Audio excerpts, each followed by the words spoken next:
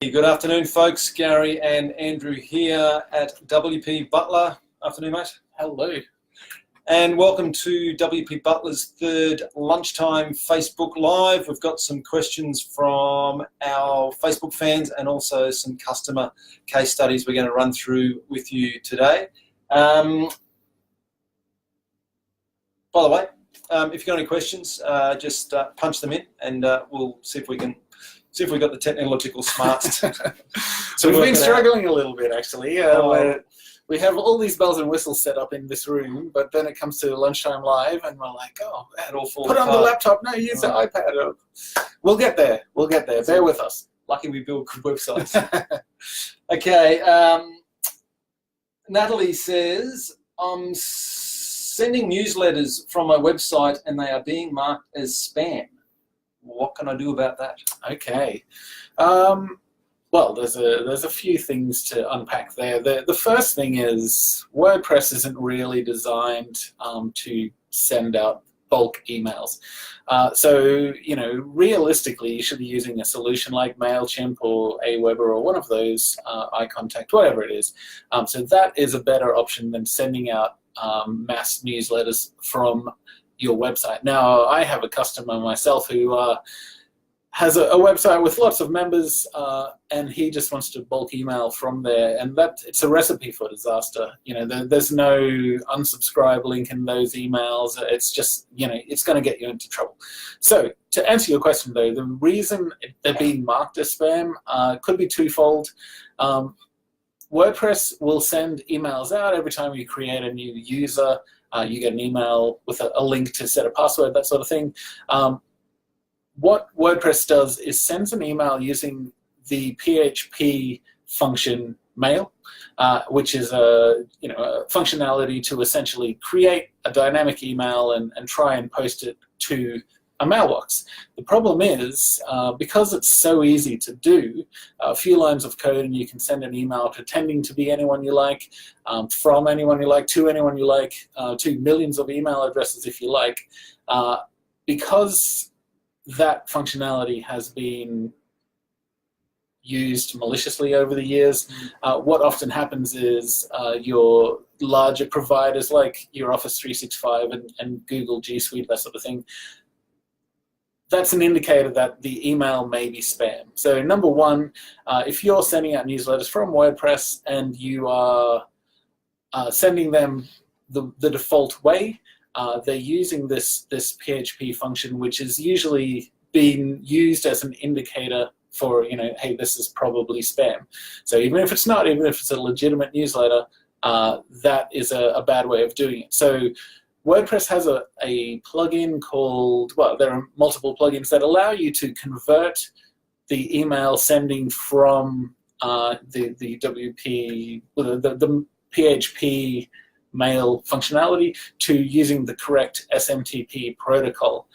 So, when you're sending an email from your Outlook, even from the Google, in your browser, what happens is that gets sent out via SMTP, Simple Mail Transfer Protocol, and that's how emails should be sent. So the plugins will convert your WordPress website into sending emails the correct way. However, what you need to do is tell WordPress, hey, here is a mailbox that you can actually use. So again, it's not an automatically generated email. They generate the email and then they actually use a proper mailbox to deliver that email to the recipients. So number one, that is a better way of doing it. Number two, though, is the setup of the MX records for your domain. So let's say we have wpbutler.com.au is the domain that we want, or the website that we want to send emails from. Let's say again our emails may be set up at Google's G Suite, so the MX records for that domain would point to another IP address different from the IP address of the website. So when emails get sent from the website, the recipient looks at that and says, oh, actually, it's come from this website IP address, not the mailbox IP address. So that's another indicator that it might be spam. In your DNS setup, there is a record you can create. I think it's called the SPF record, and you can actually say, well, look, emails that are coming from this IP address are legitimate, and that helps with your delivery. But again, the bottom line, though, should be I wouldn't send newsletters via or through your website. It's just a recipe for disaster. Better to move over to your MailChimp or something like that. What do you reckon? Well, regardless of what service you end up using or the solution that you implement, I think the thing here to highlight is that that's one of the main reasons that hacking goes on, is that most hacks that we see aren't actually malicious. There's nothing going on the website except that the hackers have accessed the mail PHP inside the website and are sending out tons of spam email. And that's typically where your hosting provider will then get rather upset and tell you to secure your website because it's been hacked. And that's the main reason, is that hackers are sending out They'll spam. Tell you that after they shut you down. That's right, yes. So, yeah, you want to avoid that. We suspended your account, please fix it. Okay. Mate, thank you. Another one from Christine H. Excuse me, what is a multi-site and how do I set one up? A multi-site, WordPress multi-site. Okay. WordPress, where do we start with this one? WordPress used to have a separate product called WordPress MU. And now that functionality is built into the standard WordPress installation. Essentially, what it allows you to do is run multiple websites, all from the one installation of WordPress. The way that works is every website that you have set up just has a different database to store that information. So all the themes, all the plugins, all the uploads, everything that gets added to your website get stored all in the one location, but from within your your super admin dashboard, you can say, well, for this website, I want to make these themes and these plugins available, or potentially you say, well, look, here's a good SEO plugin, I'll make that available to all the installations of our website. So what WordPress multi-site allows you to do is run multiple websites all from the one installation, so then you only have one form plugin to update, you only have one SEO plugin to update, and it updates it across all your websites. Now, it's not really designed to have vastly different websites all run from within the one place. It is more so designed for having a group of similar websites. What I've seen them, rather than having them set up with their own completely separate domain, I've seen them set up to have either subdomains. So, for example, if you sign up to WordPress.com, you'll have yourname.wordpress.com. So that's the subdomain setup. That's one way of setting that up. That WordPress.com actually uses the multi-site technology to auto-allocate when you sign up your own blog using WordPress multi-site. The other way you can set it up is as a subdomain, and I've seen that set up, for example, if you wanted to have separate country setups. So you might have, domain.com/AU for your Australia website, domain.com/NZ for your NZ website, and that way all of those websites very similarly set up, similar content, similar layouts, same theme, same plugins, but then distinct installations. So you could potentially have, well, our sales staff in New Zealand look after the NZ website, our sales staff in AU look after the AU website. So that's what it is. The problem is it kind of needs to be set up from day one. So it's very difficult to take an existing website and then convert it to multi-site. The better way to do it is to create a new website from scratch using multi-site, or do a new multi-site installation, and then import your existing website into the first of the blogs on that multi-site, and then you can create additional multi-sites after that. I see Jeff has joined us. Hello, Jeff. I hope you're enjoying lunch while we slave away out here. So yeah, that's the answer. Multi-site, again, it's a great tool. It shows you just how powerful WordPress can be to allow you to run multiple websites all from the one installation. Technically, infinitely scalable. Realistically, though, you get to a certain size and then you start load balancing and then you start setting up additional servers. But again, the same code in all instances. Well done. Well timed, just as the iPad goes to sleep. Just decided to go to sleep. Thanks for that, mates. Quick little case study here from a client that we helped out recently. I'm just going to paraphrase it. He basically had a good-looking website and it was getting plenty of traffic, but his problem was that it just wasn't converting. He wasn't making any sales. Couple of things to look at if this is remnant of what's going on, resembles what is going on with your website, and that the bottom line was that speed was the problem. Now, with an 80% bounce rate, because the site was taking more than 4 seconds to load, was the root problem. Now, the site was taking a hell of a lot longer than 4 seconds to load, but that was the underlying problem, was that people weren't waiting around for the site to load. Therefore, of 100 visits that were coming to the site on average per day, 80 of them were pretty much just bouncing and not even waiting. So he really only had the option to be able to really sell and convert 20% of his traffic. So as I said, if it was 100 visits a day, he only had the option to sell to 20 people. Now, if he had a 10% conversion rate, he was only selling two sales for those visits that were coming through. But if he was able to open up the website to the other 80% of the traffic that he was bouncing at a 10% conversion rate, he could have had another 8 sales a day. So, and if you're buying that traffic, if you're buying it in using AdWords or Facebook campaign or something along those lines, that's 80% of your budget down the toilet.